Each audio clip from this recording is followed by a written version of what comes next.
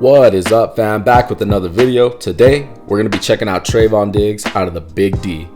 In 2021, Trevon Diggs really popped off the screen, man. I mean, dude racked up over 11 interceptions. And honestly, it seems like every week he was plucking the ball out of the air or getting a tip pass, turnover after turnover. But in man-to-man coverage strictly, he gave up 595 receiving yards. Not this last year, but in 2021, which was definitely on the higher end for most cornerbacks. And I mean, a lot of that had to do with his ball hawk mentality, man. If he's near the ball, he's getting that thing out of there. Best believe that. Best believe that. His eyes would get caught in the backfield and locked onto QBs a fair amount. And I mean, when you're a CB in man-to-man coverage, that can definitely work against you, man. These wide receivers can easily shake you or just have you in a completely different time zone by the time you turn around. And they're in another direction. It's just kind of how it is. These NFL wide receivers are nuts. So while his eyes do tend to get caught up in the backfield, and he did give up a decent amount of yards in the year before, Diggs is still a really good corner, man. And getting turnovers in football is a huge deal, as you all know. This last year, I really feel that you could make the argument you could put Diggs inside your top 7 corner discussion. I think he's played good enough, I really do. I mean, over his last 3 years, he's really shown that he's one of those cornerbacks. You know what I mean? Like, he's just like one of those star cornerbacks that everybody's talking about. Now, do I think he solidified himself as top 7? Not completely, but I think it's something I'm definitely like contemplating on back and forth. I really do. And in 2022, the Cowboys defense was one of the best, and he played a huge role in that. All right, guys, let's check out some footy from Mr. 7 out of Dallas. All right. On this play, we got Diggs up top, and this ain't a bad play by Diggs. This really isn't a bad play. He just could have executed it better. I mean, he's the outside guy right there, so he's going to need to set the edge up top. And I mean, I understand he's taking on offensive linemen, but instead of kind of running with the offensive lineman to the corner, if you really set the edge with more physicality coming up against the right guard, it definitely would have made it more difficult for Fournette to make any type of play inside or out. And I mean, Parsons was screaming down the line, so Parsons would have got him earlier.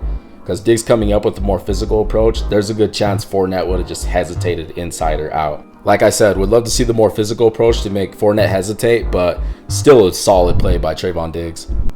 Like I said, just from what I see on film, lots of times in man or zone, you will catch Diggs with his eyes in the backfield. And in some situations, it can benefit him, and in others, it can work out really bad. I mean, on this play, it works out great for him because his eyes coming out of the zone didn't get caught on the one wide receiver. So he was able to make a play from the curl to flat, and he was in a position to come up and trip up Fournette for a minimal gain. So pretty solid play. Then there's plays like this. I mean, Diggs is shaded off about 10 yards, you can see, and he's just sitting back when position waiting. And once he confirms it's a 9-go route, he just flips his hips and runs with the wide receiver while forcing him out, just with his presence of being there. He didn't even get a hand on him. On the side view of the play, look at when the wide receiver is lined up there and they're just right outside of the numbers. And at the very end of the top of the route, they end up near the pylon. And at the end of it, of course, Diggs sees the ball coming, so he's always going to look back at the QB. He gets the pass break up with his long arms, and the Bucs couldn't convert. He used his right hand also. That's a beautiful pass break up by Trevon Diggs right here. Cowboys are in his zone coverage on this play, and Diggs is at the bottom right there in the press off the line.